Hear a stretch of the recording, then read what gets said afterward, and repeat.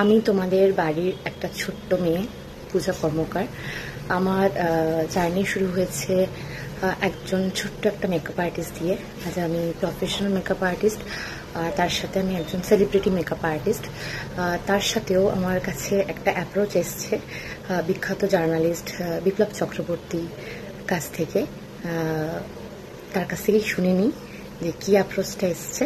চলুন শুনে নিই। আচ্ছা, তোমার আশা করি আপনারা সবাই ভালো আছেন। আমি বিপ্লব, আর মোটামুটি আমাকে ইন্ডাস্ট্রির কিছু মানুষ চেনে, ভালোবাসা দিয়েছেন। এখনো আমার অনেক শো আপনারা দেখেন, আপনাদেরকে অনেক অনেক শুভেচ্ছা এবং আন্তরিক ভালোবাসা। আমি যে পেজে রয়েছি সেটা পূজা কর্মকারের পেজ, এবং পূজা কর্মকার আমাদের ইন্ডাস্ট্রির one of the talented makeup artist, এবং ওর ব্যাক টু ব্যাক অনেক কাজের সঙ্গে আমিও জড়িত এবং আগামীতেও জড়িত থাকবো।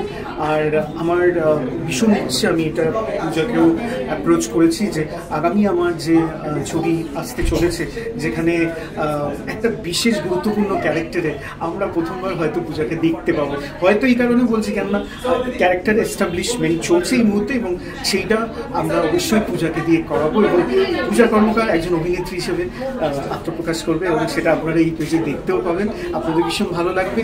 আগামীতে ওর যে প্রজেক্টগুলো আসছে সেই প্রজেক্টগুলোতে আপনারা অবশ্যই সাপোর্ট করবেন। ওর নিজস্ব যে স্টুডিওটা রয়েছে সেই স্টুডিওতে আপনারা গিয়ে বিভিন্ন রকমের শ্যুট করতে পারবেন, এবং 15 সেপ্টেম্বর থেকে সেই স্টুডিও অন হয়ে যাচ্ছে। এবং আপনারা অবশ্যই আপনাদের যে কোনো ধরনের শ্যুট সেটা গিয়ে সেই স্টুডিওতে করতে পারবেন। হ্যাঁ, ঠাকুরপুকুর বাজারের কাছে এই স্টুডিওতে আপনাদের সবাইকে স্বাগত।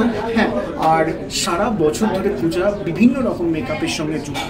সেই মেকআপগুলো অ্যাভেল করতে গেলে অবশ্যই পূজার পেজে আপনারা যোগাযোগ করুন, এবং আপনাদের গ্যারেন্টি দিচ্ছি she is the best makeup artist আমাদের শহর কলকাতা। আর অবশ্যই ওর সার্ভিসগুলো কিন্তু বেস্ট। আমার তরফ থেকে পূজাকে অনেক অনেক শুভেচ্ছা এবং আন্তরিক ভালোবাসা। ভালো থাকবে, এবং অবশ্যই আপনাদের ভালোবাসা পূজার কাছে কিন্তু আশীর্বাদ। Thank you so much. আমি ভাবতেই পারছি না যে বিপ্লব চক্রবর্তী তার ফিল্মে আমাকে কাস্টিং করেছে as an actress. So I am seriously proud, and thank you so much once again, Biplab Chakraborty.